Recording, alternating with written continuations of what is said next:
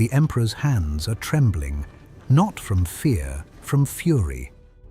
It is 221 BC, and for the first time in recorded human memory, every warring kingdom on the Chinese mainland has fallen before a single man. Qin Shi Huang stands at the center of a world he has just remade.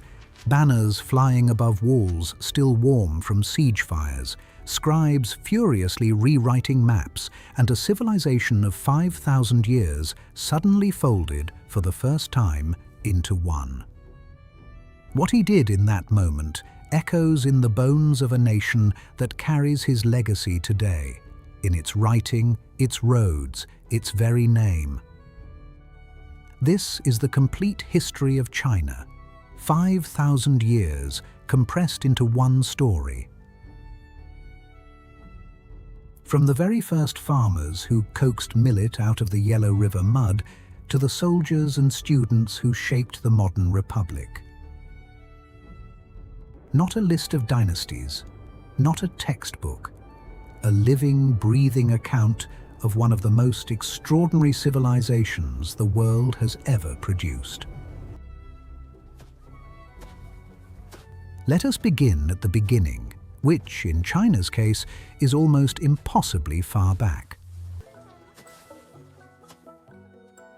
Around 7,000 years ago, small communities were already farming the wide, loess-rich floodplains of the Yellow River, a waterway so thick with sediment it runs the color of rust. These were Neolithic villages, places of thatched rooflines and clay storage pots, where the cycle of sowing, flooding, and harvest became the rhythm of all human life. The Yangshao culture, from roughly 5,000 BC, left behind painted pottery of startling beauty, spirals, fish, dancing human figures. And the Longshan culture that followed mastered thin, wheel-thrown black ceramics, so delicate they resemble polished jet. These were not primitive people. They were the first architects of Chinese civilization. Then came the Xia. The dynasty, tradition says, was founded by the legendary flood tamer Yu the Great, around 2070 BC, a man who spent 13 years rerouting rivers, they say, and never once stopped to visit his own home. Archaeology is still debating the Xia's precise form, linking it cautiously to the Erlitou culture of central Henan. But what is clear is that something fundamentally changed around this time. Bronze vessels began to appear, hierarchy solidified. The idea of a ruler who commanded heaven's mandate and was accountable to it was taking root in the soil of East Asia for the very first time.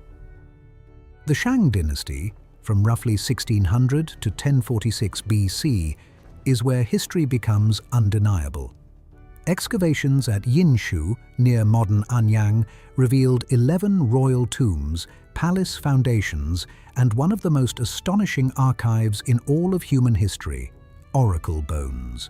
Priests would carve questions onto turtle shells and cattle shoulder blades, heat them until they cracked, and read the fractures as divine answers. Questions ranged from military strategy to whether a king's toothache would heal by Thursday. Over 100,000 of these bones have been found.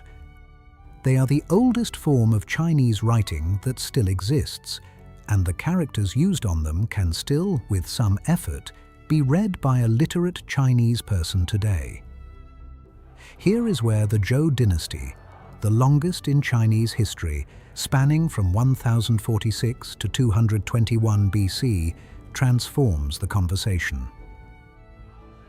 The Zhou defeated the Shang at the Battle of Muye and immediately introduced a concept that would govern Chinese political thought for millennia: the mandate of heaven. The idea was elegant and ruthless. Rulers governed only so long as they governed well. When they failed, when floods came, harvests rotted, rebellions rose, heaven had clearly withdrawn its favor, and a new ruler was justified in taking over. It was a philosophy that made revolution not just possible, but holy. By the later Zhou period, the eras historians call the Spring and Autumn, and the Warring States, China was a cauldron.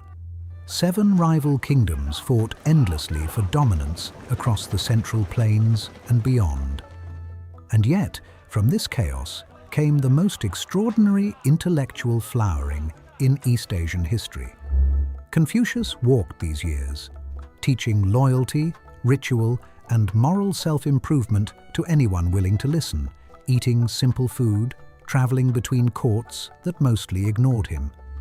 Laozi, the sage attributed with the Tao Te Ching, was said to have ridden west on a water buffalo and simply vanished. Sun Tzu was drafting The Art of War in a shed somewhere. Iron tools were replacing bronze on farms, cities were growing. And in a particular corner of the northwest, the kingdom of Qin was watching all of it very carefully. The Qin unification of 221 BC was an event so disruptive it broke the calendar. Yingzheng, who renamed himself Shi Huang, first emperor, did not simply conquer, he standardized. One currency, one system of weights and measures, one written script across all regions so that a merchant in Guangdong and a scholar in Shandong could read the same document.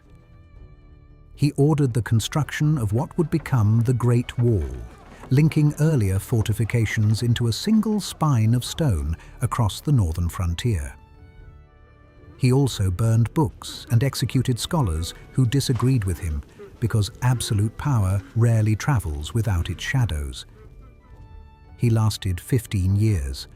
The Han dynasty that followed him lasted 4 centuries, from 206 BC to 220 AD. And in many ways, it was the Han who turned Qin's structure into a culture. Confucianism became state doctrine. The civil service examination, which allowed talented men from non-noble families to rise through bureaucratic ranks purely on merit, was introduced in embryonic form. And the Silk Road opened not as a single road, but as a vast branching network of desert and mountain paths that sent Chinese silk westward to Rome and brought back glass, gold, and new ideas. Buddhism arrived through these same routes, quietly at first, then permanently. The centuries that followed the Han's collapse were a period of fracture and beauty in equal measure. The 3 kingdoms, the Jin, the northern and southern dynasties, during which Buddhist cave art of transcendent quality was carved into cliffsides from Dunhuang to Longmen. Then came the Sui, brief and brutal, reunifying China the way a bone is set, painfully, necessarily. And then the Tang. The Tang dynasty, from 618 to 907, is the period that Chinese culture still, in some way, measures itself against. Chang'an, the capital, was the largest city in the world, perhaps 1 million people within its walls. Poets like Li Bai drank wine under moonlit pines and wrote verses that Chinese schoolchildren still memorize today. The Empress Wu Zetian, the only woman in Chinese history to rule as emperor in her own name, held power for decades with a combination of ruthlessness and genuine administrative competence. Silk, tea, and porcelain moved outward along trade routes. The world poured inward, Persian musicians, Japanese students, Arab merchants, all moving through the broad, grid-patterned avenues of the Tang capital. The Song dynasty that followed, 960 to 1279, was an age of astonishing innovation. Movable type printing existed in China 4 centuries before Gutenberg. Gunpowder was weaponized. Paper money entered circulation. Compass navigation was refined for open ocean sailing. And yet, militarily, the Song were under constant pressure from the north. First from the Jurchen Jin dynasty, then from an unstoppable tide of horsemen from the Mongolian steppe. Genghis Khan's descendants finished what he began. By 1279, Kublai Khan's Yuan dynasty ruled all of China. The the first time the country had ever been governed by a non-Han emperor. Marco Polo reportedly visited Kublai's court and returned to Venice with descriptions so incredible his contemporaries thought he was fabricating them. The Yuan lasted less than a century. A Buddhist monk-turned-rebel named Zhu Yuanzhang led a peasant uprising and founded the Ming dynasty in 1368. And the Ming would build the Great Wall, as we recognize it today, in fired brick and watchtower stone, running 4,000 miles across the northern horizon.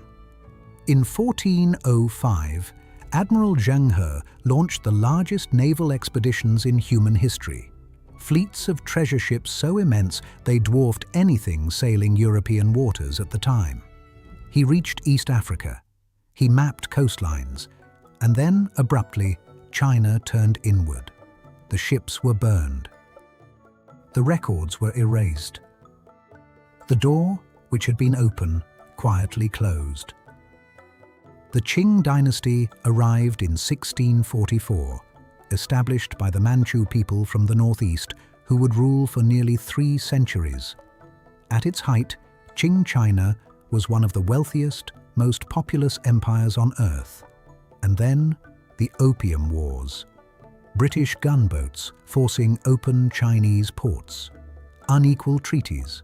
The Taiping Rebellion, which between 1850 and 1864 caused one of the largest losses of life in the 19th century.